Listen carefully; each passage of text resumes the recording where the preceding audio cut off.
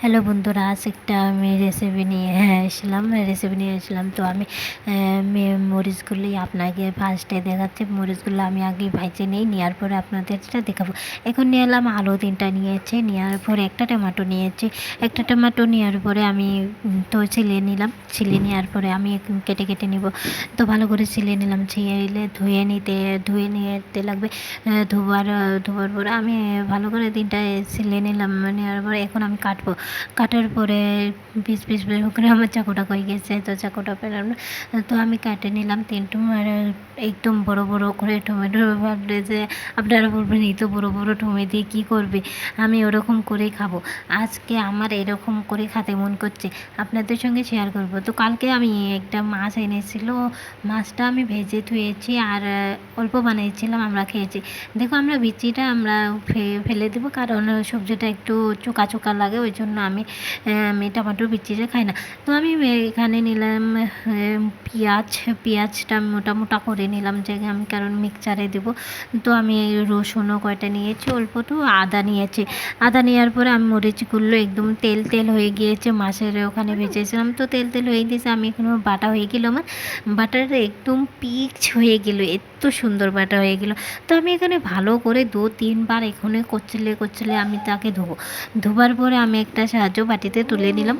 তুলে নেওয়ার পরে আমি এখানে একটা কড়াইয়ের মধ্যে আমি তাকে গ্যাস ওপেন করে, তো গ্যাসগুলো তো এদিকে আমি ধনিয়া পাতা আমি ধুতে লাগলাম।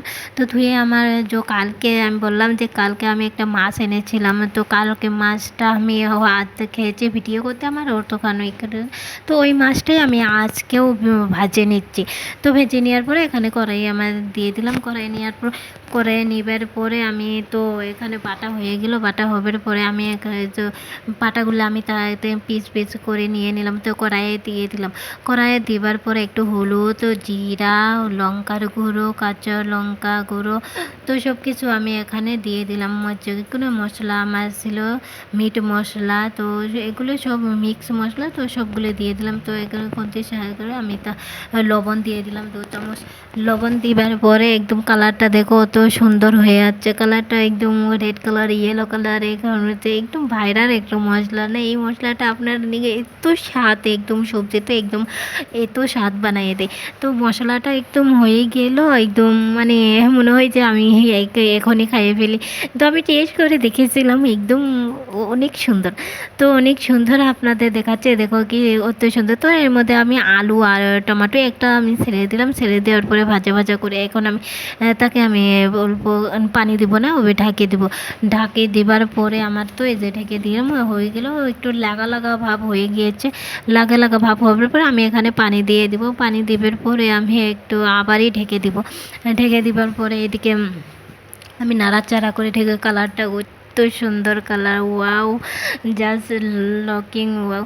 তো আমার একদম উলট পালট করে হবার পরে এখানে তো একদম মাছটা দিয়ে দিলাম। মাছ দেওয়ার পরে আমি অত সুন্দর করে কালারটা এত সুন্দর হচ্ছে না, একদম। আমি তার মধ্যে ধনিয়া পাতা কুচি করে নিয়েছিলাম না, আমি আপনাদের দেখাচ্ছি। ধনিয়া পাতা কুচিটা আমি এখানে দিয়ে দিলাম। তো ধনিয়া পাতা কুচিটা এখানে দিয়ে দেওয়ার পরে আর আমার সবজি তো এখন হয়েই গিয়েছে। তো আর একটু হবে, 2-3 মিনিট এরকমের মধ্যেই হয়ে যাবে। তো আমি ঢেকে দিয়ে দিলাম। তো আমার সবজিটাও এখন এই যে হয়ে গিয়েছে।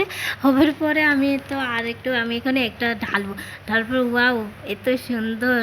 তো আপনারা এরকম করে ঘরের মধ্যে বানিয়ে খাবেন, তো অবশ্যই এর তো স্বাদ পাবেন। তো একদম সিম্পল, শর্টপট খাওয়া।